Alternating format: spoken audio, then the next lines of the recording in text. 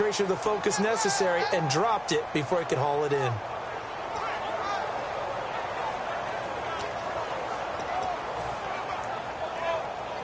Defense has set themselves up nicely. 3rd and 10 now. Here we go. On 3rd down, it's Prescott. Drops it underneath. Elliott. They fought off the tackle, and that effort gives him the first before he's brought down. They give him 13 yards there on the play and a fresh set of downs. And now they're in the hurry-up. Prescott now. He's got time in the pocket. Looking deep downfield. And it's knocked away and incomplete. Sure, that pass was incomplete as they made an attempt to get a big one downfield. But that's okay because the second part of that is if you don't get the completion, at least you've told the defense you're trying to stretch them out a little bit, and they may have to change accordingly. Now Prescott. His throw incomplete. He was looking for Dante Moncrief that time. And it's 3rd down. We know it's not an easy job to go out and catch passes when people are trying to tackle you and knock the ball away. But the bottom line is that's a pass he's got to have and a pass he should have caught. So still a full 10 yards to go here for the offense on 3rd down. The defensive line disperses a little bit here, maybe expecting a pass.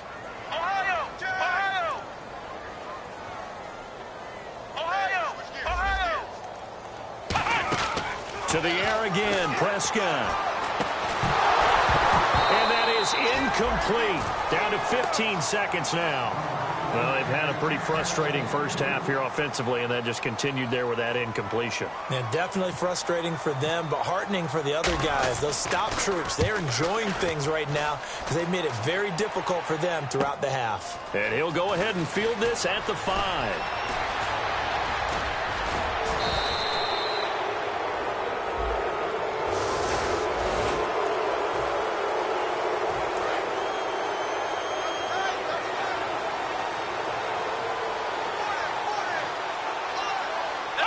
And with time running down, they go down to a knee. So we've reached halftime. And Larry apparently very brief in his report. Thanks anyway, my man, as we're already set for action. That'll be taken in the end zone.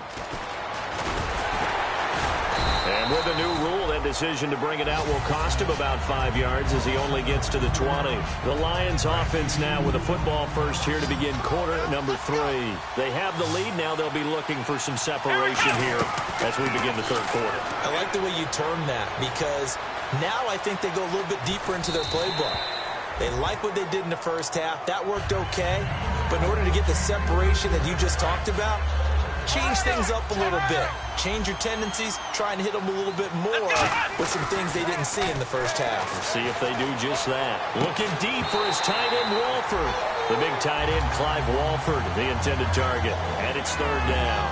Well, they went for the big play there, but that drop could really hurt their momentum.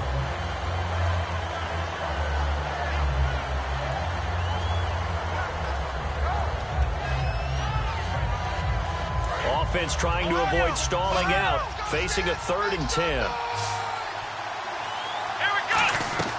From the shotgun, it's Taylor. He's got his target. It's Cobb. And he'll be taken down, but not before he gets into enemy territory. A great job pulling that one in from a guy, as we know, who can really blaze. He's got a lot of speed. And that speed can work for him so many different ways. Sometimes he just takes off and goes and just runs past people. Sometimes you get people to back off so far that you can catch everything underneath. But still, at some point in the game, you probably have to make some contested catches, right? Sometimes you have to go up and beat a defender for the football. He has that in his arsenal as well. Showed it right there. They run it again with Williams. And he'll get it inside the 40 to the 39. 3 yards there, good enough to keep the drive moving.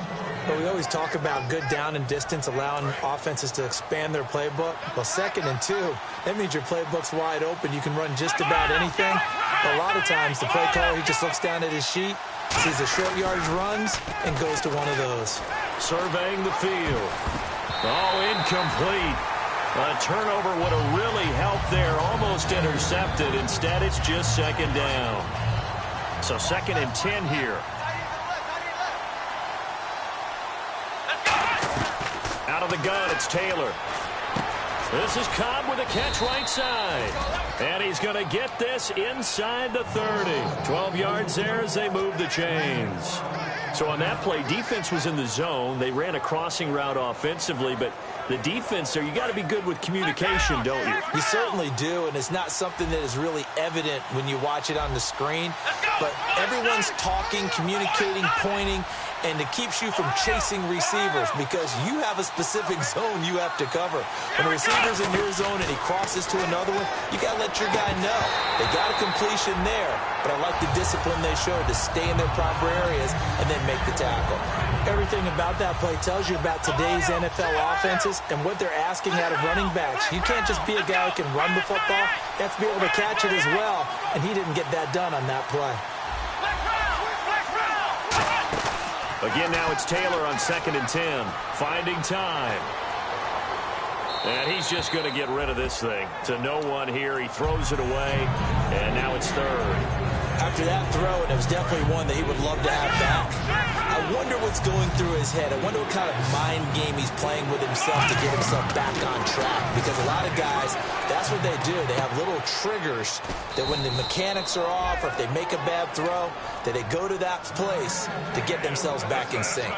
I don't care how many times we see it. I still get a kick out of watching quarterbacks and receivers do the pass tree in pregame warm-up.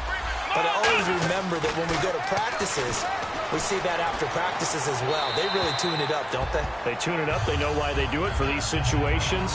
First down. And they build that trust, and that's why they're able to find him in this type of a situation. And the seemingly endless drive continues. 2nd and 10, it's Taylor again. Oh, the ball comes out on the hit, but they'll say it's incomplete. So much of this game is about leverage. We always talk about low man wins in the trenches. That's like that at just about every position. And sometimes, if you lose that leverage and you're losing the battle, just jump up at the line of scrimmage and try and bat the ball. And he's going to go down. Sacked right around the 17. Randy Gregory in there to drop him for a 4-yard loss, and it'll be 4th down. And his kick is good. And that will add 3 more to their lead. It pushes it up to 6. So 3 field goals for him here, and this last one helps him stretch out the lead. And he's been solid as usual. And this is what you need to do. Make sure you get points out of every possession. And so far, they've done a nice job of that. Now we take a glance at the offense as they work their way back out for their first possession of the second half. They're down in this game. A chance for the offense, though, to put something on the board, get some momentum here in half 2. Try and get things kick-started for them. And you know at the half. And that's caught inside the 30. A big play here for Dallas. 52 yards. So the defense blitzed. A nice job picking that up, completing the pass. And how in sync was the quarterback in the center on that play? They saw the blitz. And he is into the end zone for a Cowboy touchdown. Their dangerous wide receiver with his first career touchdown in his first career game. And the Cowboys are now just an extra point away from moving out in front. Bailey now to kick it away after the touchdown. That'll be taken in the end zone. And the decision to come out is going to cost.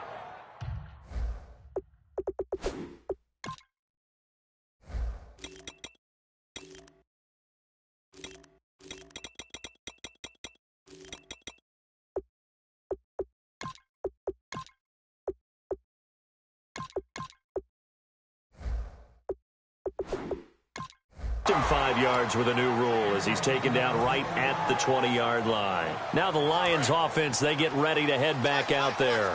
And they had a long drive last time, but they had to settle for a field goal. And I'm sure that's how it felt to them, settling. They probably should have gotten in the end zone. Yeah, not out and out joy, right? Because that's what you get when you put the ball in the end zone.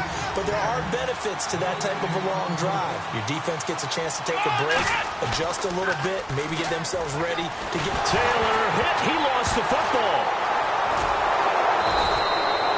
Plays like this where the ball comes free, it's often unusual for the team that lost it to get it back. because this is the quarterback. The ball gets away from him. Everyone else is trying to execute what they're supposed to do on offense. They're usually looking in the other direction, downfield, or have moved away from him. In this case, though, a teammate is able to come up with the ball. Here's Taylor. He's got his man here. It's Green. And he's brought down after a good gain. A gain of 26 on the third down conversion. He's such a good route runner. Shows it there on third down. Very proficient and a good pass. And you know what I've observed over the years in the NFL? The better a route runner you are, the more confidence your guy's going to have in you to go to you in important times because he can trust you being in the right spot, and they connected there and picked up a first down. And now a first down following that long gain.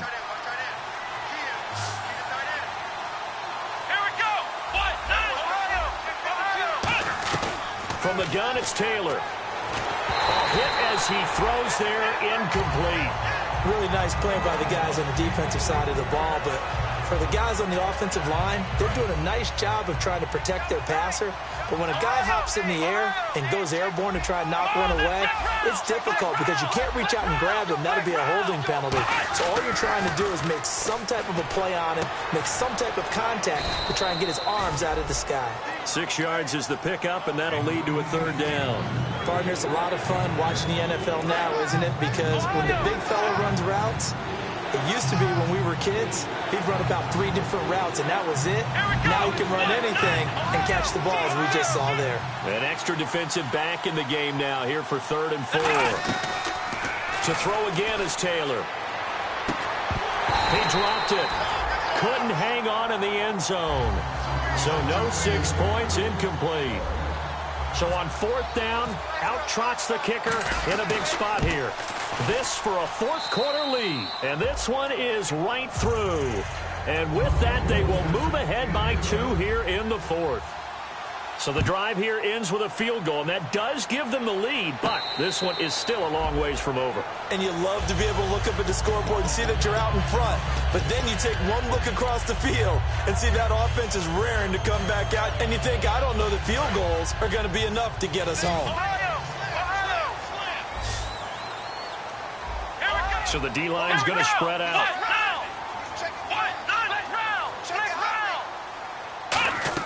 On 1st and 10, Prescott. He's nowhere to go here. He lost the football.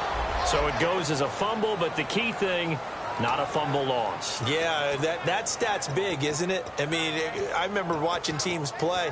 The ball might be on the ground a number of times during the game, but if the other team doesn't get it, that's a huge difference in the ball game. And in this case, they were able to retain possession.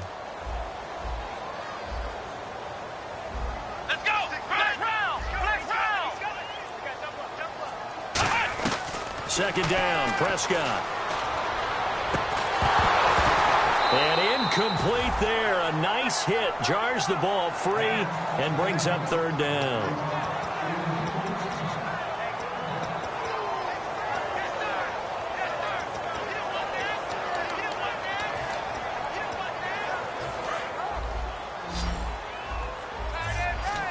And no press coverage here. They are backing off in the secondary. 3rd and long for Prescott. He's got time in the pocket. Nowhere to escape, and he goes down. Ezekiel Ansah in there to drop him for a 4-yard loss, and it'll be 4th down.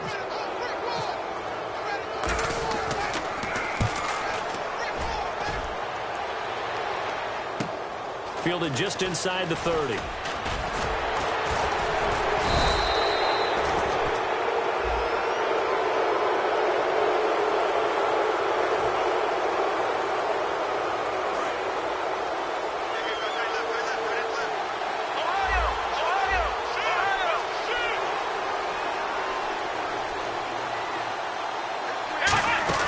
They'll run it now out of the gun. And they get him down, but not before he takes it across the 40-yard line.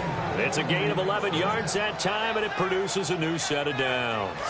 And a new set of downs here after picking up the first on the ground. How many times do we say in this game that speed kills, and it does it in so many different ways? In this case, you got a back who's quick and shifty, can make moves, make people miss, but also gets to and through a hole before it can close down.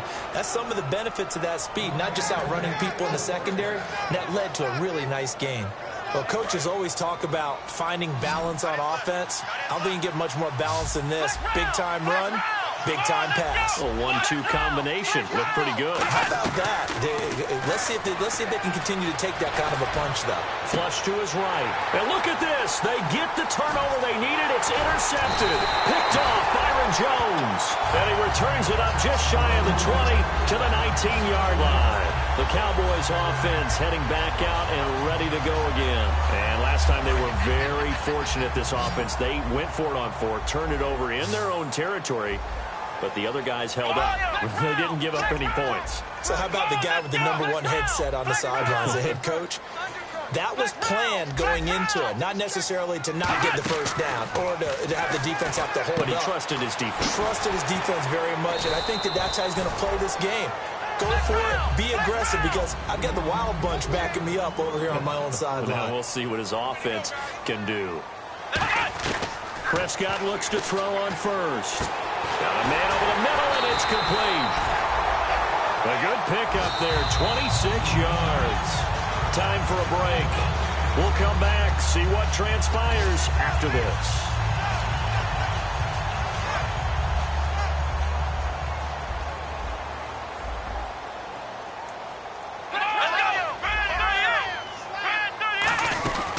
First down carry by Elliott. And some good tackling there as he stopped up at about the 41. Just a yard on the first down carry, so it's 2nd and 9. Well, I think we know by now that every run is not going to be broken and get all the way to the end zone. But these short ones still have their value. You can still set up your play action and throw the football. You control the clock because you have the ball and they don't. And often the physicality sets the tempo for the game. Give him 12 yards on that one. It earns him a fresh set of downs. It's really come into vogue to talk about the different gaps that the defense tries to attack in an offensive line. And most of the time we're talking about blitzes. How many times have you heard double A-gap blitz? Well, where is the A-gap? It's the space between the center and the guards, either side. So when you're having a double A-gap blitz, that's 2 guys coming through that gap. In this situation, though, that A-gap wasn't open for the defense to exploit. The offensive line took care of it, protected it, and moved the defensive guys out of the way to allow for that nice run.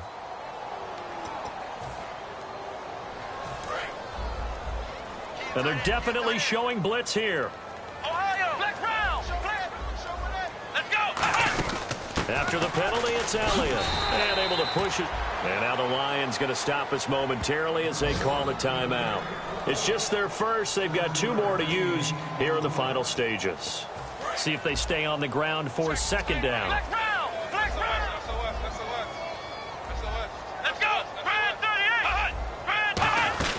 They'll run it now out of the gun. And he'll take.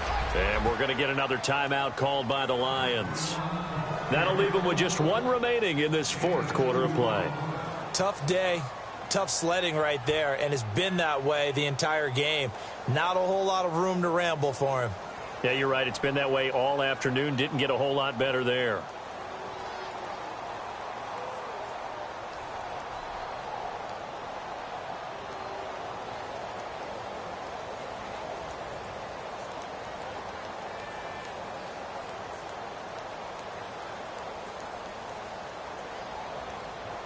And here comes play number 6 on this drive. And the Lions going with an extra DB here on 3rd down. 10th carry now for Elliott. And brought down, but not before he was able to break the tackle, and the extra effort moves the sticks. Now hang on here. Timeout called by the defense. That'll be their 3rd and final stoppage here as we step aside.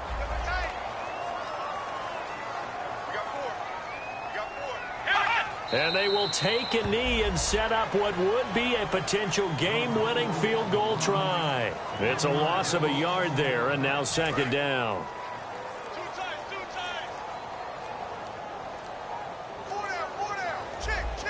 Here we go. Brand 38. Play clock down to 2, and we get a signal and a timeout. It's just their first. They've got 2 more to use here in the final stages. Double tight, double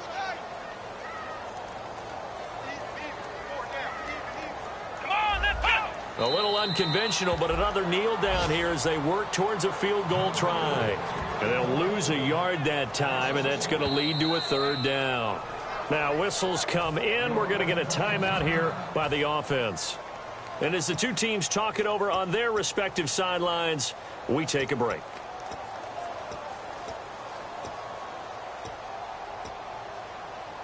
So it all comes down to the foot of Dan Bailey. With 3 seconds to go, this for the win. And his kick is through. It is good. Dan Bailey, the hero as time expires. And it'll be a good time in Big D tonight. The Cowboys have won it. And, partner, this first week, this first game that we get to call together, so special every year, week one. You had the flyover, the big American flag out there before the game, all the hoopla, just having football back, so special. It is an opening day, opening game. There's just nothing like it because you really build to a crescendo. But the best part for us is that crescendo lasts for a while. Opening game here, an entire season. We get into the playoffs, to the Super Bowl. I was really excited. I could barely sleep last night. I can't imagine being a player. So for Dallas, they can breathe a sigh of relief as they're able to eke out the 1-point victory.